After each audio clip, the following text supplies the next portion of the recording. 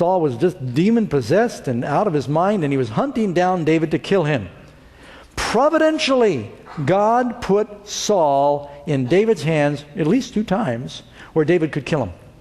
And all the soldiers around him said, this is obviously an act of God. Now you can have justice for what he's done to you, chasing you out of your land. And you know what David said? No, if he's the king, and God's chosen him as king, and I'm going to let God take him out, I'm not going to assume that role of being vengeful. Vengeance belongs to the Lord. He'll either get old and die, or he'll fall in battle, or he'll get sick. But my hand will not be against him. I'm going to show him mercy. Now I'm paraphrasing. And you know, God loved what David did, because God could take Saul out anytime he wanted. David said, look, I'm going to try first to win Saul through mercy. And after David had an opportunity to kill Saul, twice this happened, he then shouted across the mountains and said, King Saul, my lord the king, humbled himself before the king and said, here, I've got a piece of your robe. I've got your spear that was at your side. I had a chance to kill you. I want you to know I had a chance to kill you, but I've shown you mercy. I hope you'll have mercy on me. Will you stop chasing me down? And God loved David because he did that. I think God would have understood if David had killed Saul. I mean, self-defense, he's trying to kill me. But he didn't take that approach. He erred on the side of mercy. Did David end up getting the throne? David didn't need to kill Saul. He killed himself. Saul killed himself. So if you're going to make a mistake, sometimes you say, look, boy, I've bent over backwards to help that person. I've gone the second mile. I'm not going any further. Well, you're never going to be, God will not be angry at you if you go just a little further, will he? If you err on the side of mercy, forgiving him a little more, being patient a little more. How often did Jesus say to Peter, you should forgive? 70 times 7, which is sort of the Hebrew equivalent of 7 was a cycle of time, it was a circle. And he's 70 times 7 was just saying, God's mercy endures forever. And just go as far as you can go. Love mercy. Don't just tolerate it, but live it out. 2 Samuel 22. With the merciful, you will show yourself merciful. With the blameless man, you will show yourself blameless. If you ever want to really appreciate God's mercy, then let him pass it on through you to someone else. Be merciful to others, and you'll never better understand God's mercy for you. To the merciful, he shows himself mercy. Blessed are the merciful, they will obtain mercy. Matthew 23:23. I think this is a reference that Jesus is making to Micah, to our verse.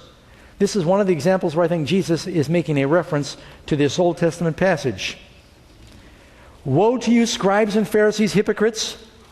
For you pay tithe of your mint and your anise and cumin, but you've neglected the weightier matters. Can I translate weightier matters? You're not keeping the main thing the main thing. It's good to pay tithe, and it's wonderful you're paying tithe on your herb garden. That's wonderful. I think you could probably take care of your whole herb garden, just put one pumpkin in the plate when it goes by. Say, hopefully that'll cover all the herbs. I'm not counting out my parsley and chives. Rosemary, parsley and thyme. To quote Simon and Garfunkel. I mean, you know, that was sort of extreme. But he's not condemning them for being precise in their tithe, but he said, you're forgetting the weightier matters. And notice what Jesus said. Justice, mercy, and faith. The first two are the very same two that you find in Micah. Do justly, love mercy. And faith, that means faith in God. That would be the last one. So I think Christ is quoting that there. And then we go to point 3. First of all, do justly. Love and love mercy. Loving your neighbor. And then finally, walking humbly with your God. Now I'm going to bear this out a little bit because there's a lot there. First of all, walking with God. Not even talking yet about walking humbly, just walking with God. Your walk represents the direction of your life, and it represents how you use your time from day to day. That's your walk. If you lay in bed all day long, that's your walk. You don't have to walk to have a walk. Everybody's got to walk. Your walk is how you live your life. It's an allegory or a metaphor for that. I want to walk like Enoch walked. How did Enoch walk? Well, it says in Genesis chapter 5, Enoch walked with God, and he was not, for God took him. And it's like it tells us the 144,000, they follow the Lamb wherever he goes. Are they in the kingdom? Yeah. Well, I'm talking about Revelation places them there, right? So they're going to be saved. And the 12 apostles, the ones who walked with Jesus, they're the ones who are going to be among the redeemed. Ultimately, their names are going to be on the 12 foundations in the New Jerusalem. So, do you walk with him here? The Bible says Noah walked with God. He was a just man. Genesis 6, verse 9. Noah was a just man, perfect in his generations, and he walked with God. Blessed is the man, Psalms 1, your first psalm. Psalm 1, verse 1, blessed is the man who walks not in the counsel of the ungodly. What does walking with God mean? Well, I'll tell you what it doesn't mean. You don't walk with the ungodly. Nor stands in the path of sinners, nor sits in the seat of the scornful, but his delight is in the law of the Lord, and in his law he meditates day and night. So what does it mean to walk with God? Can two people go in the same destination if they're... Can they walk together if they're not going to the same destination? Does God keep his own law? So if you're walking with Jesus and it says, all of my Father's commandments I have kept, that means you're following the Lord. Amos 3:3. Can two walk together except they be agreed? So this person who's keeping the main thing, he walks with God. He finds out, Lord, what do you want? What's your will? And that's what I'm going to do. I've kind of summarized this in 5 or 6 points. To walk with God, first of all, you got to be going the same direction. If you're not going in the same direction, you might walk with him a little ways. If you're 45 degrees off, you're going to keep getting further and further apart. But if you're going to the same point on the horizon, you're going to stay together. Right? So you got to be going to the same place, in the same direction. B, you need to be going the same pace. When you're walking with God, he's got a speed at which he's going to lead you. If you run ahead, you're not together anymore. If you lag behind, you're not together. You may be going in the same direction and still not be walking together because, well, one's a mile ahead of the other. Can't really say you're walking together anymore, can you? So you not only need to be going the same direction, you need to be going the same pace. You need to be going to the same destination. You need to be going with the same purpose. Why are you going?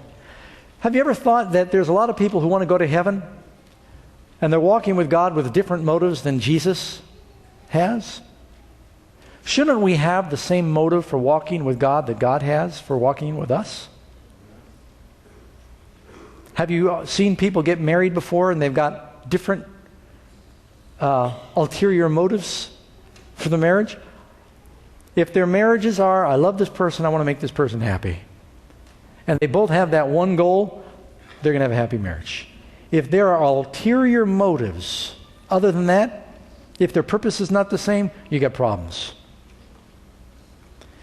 In your walk with the Lord, if you're doing it because of what's in it for you, that's not God's motive.